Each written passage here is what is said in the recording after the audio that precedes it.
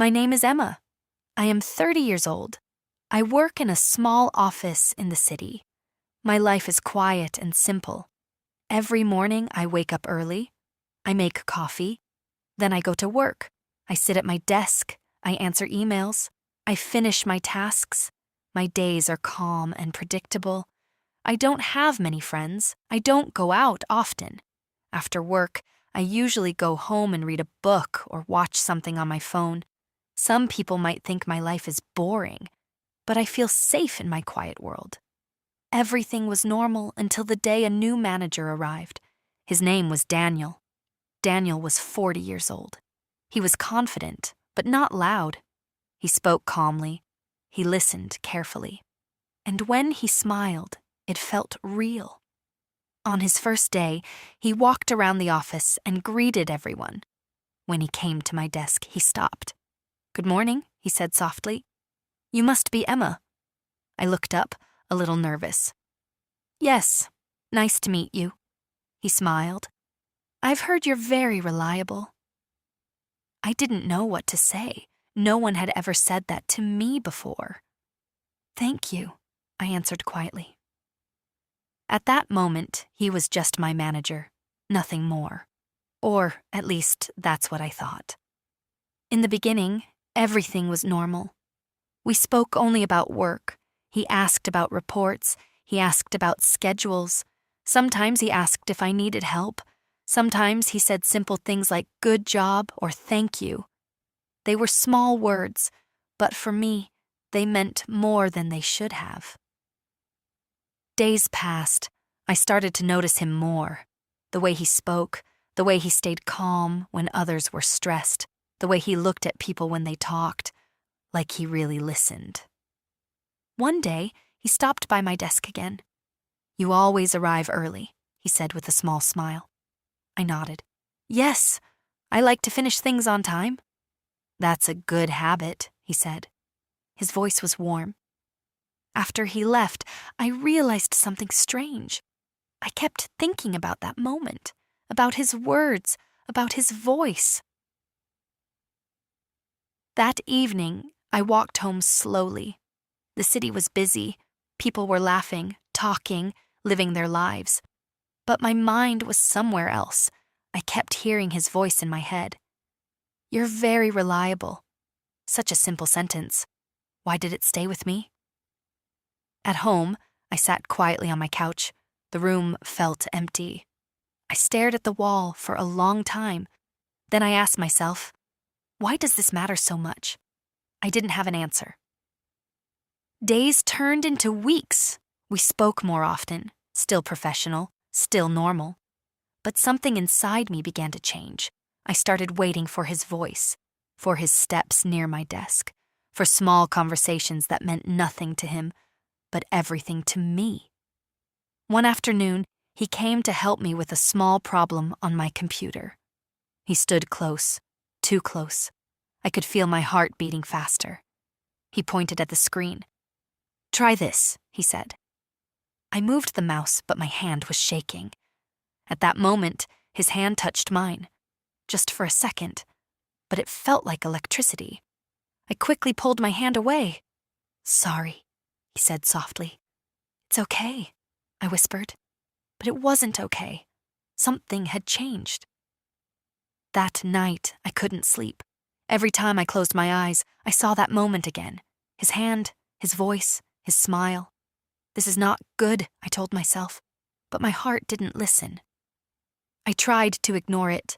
I focused on work. I told myself it was nothing, just a feeling, just a moment. But feelings don't disappear so easily. A few days later, something happened. That morning, I saw him standing near the window, talking to someone.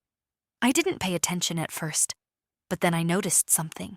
A ring on his hand, a wedding ring. My chest felt tight. Of course. He was married. Why didn't I think about that before? A man like him, kind, calm, confident. Of course he had a family. I looked away quickly. I sat at my desk and tried to focus, but everything felt different now. Before, my feelings felt like a secret dream. Now, they felt like something painful. That evening, I went home, but I didn't go inside right away. I walked to a small park near my apartment. It was quiet. People were sitting on benches. Children were playing. I sat down and tried to clear my mind. Then I heard a familiar voice. I froze. Slowly, I turned my head. And there he was, Daniel. He was not alone. A woman stood next to him. She looked around his age. She had a warm smile. Her hand rested gently on his arm. In front of them, a little boy was running on the grass. Behind him, a small girl laughed and followed him. "Daddy, look!" she shouted. Daniel laughed. He bent down and picked her up. He kissed her forehead. I couldn't move. I just watched. They looked happy, very happy, like a perfect family. My heart hurt, not because he lied, not because he did something wrong, but because I finally saw the truth. He had a life, a full, real life, and I was not part of it. I stayed on the bench, completely still, afraid to move, afraid they would see me, afraid of what I was feeling. After a while, they walked away. Their voices slowly disappeared. The park felt empty again. I sat there for a long time. My thoughts were heavy. Before, my feelings felt like something soft, like a dream. Now they felt real and painful. That night, I stood in front of the mirror. I looked at myself for a long time. "Why are you doing this?" I asked quietly. My eyes filled with tears, because I already knew the answer. I liked him, maybe more than I should, but loving someone like him would only bring pain. He had a wife, he had children, he had a life that did not include me. And no matter how kind he was, no matter how I felt, that truth would never change. Sometimes love is not about being together. Sometimes love means accepting reality. Sometimes love means letting go. The next morning came too quickly. I didn't sleep much. I didn't want to go to work. I didn't want to see him. But I knew I couldn't hide, so I got ready. I drank my coffee, and I went to the office. When I heard his voice, my heart reacted again, like nothing had changed. "Good morning, Emma," he said. I looked up. He smiled, the same warm smile. For a moment, I almost forgot everything, but then I remembered the park, the children, his life. "Good morning," I replied quietly. My voice was softer than usual. He looked at me carefully. "You seem tired today," he said. "I didn't sleep well," I answered. He nodded. "You should take care of yourself." His voice was kind, always kind. That was the hardest part. He didn't do anything wrong. He was just good. That day felt long. I tried to focus on my work, but my mind kept drifting away. Every time I heard his voice, my heart reacted. It was exhausting. Later that afternoon, the office was quiet. Most people had already left. I stayed to finish my work. I thought I was alone. Then I heard footsteps. I turned. He was standing there. "Still working?" he asked. I nodded. "Yes?" He walked closer and leaned slightly against the desk.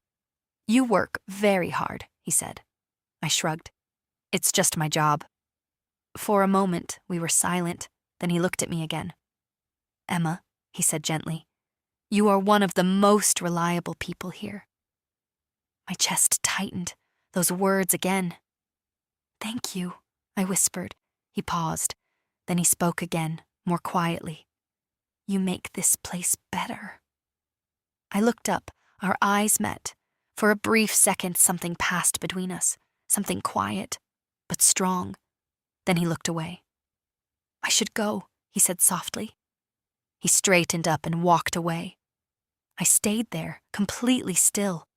My heart was beating so fast. That night, I made a decision. A quiet one. Just for myself. I would stop hoping. I would stop imagining a future that could never happen. It would not be easy. Feelings don't disappear overnight, but slowly they can fade. A few weeks passed. Nothing changed on the outside. I still came to work. I still did my tasks. We still spoke. But inside, something was different. I stopped waiting. I stopped holding on to small moments. I began to focus on myself, on my life, on things that were real. And one day, I noticed something. A small, quiet feeling. Freedom. It was not loud, not dramatic, but it was there. A new beginning was waiting for me.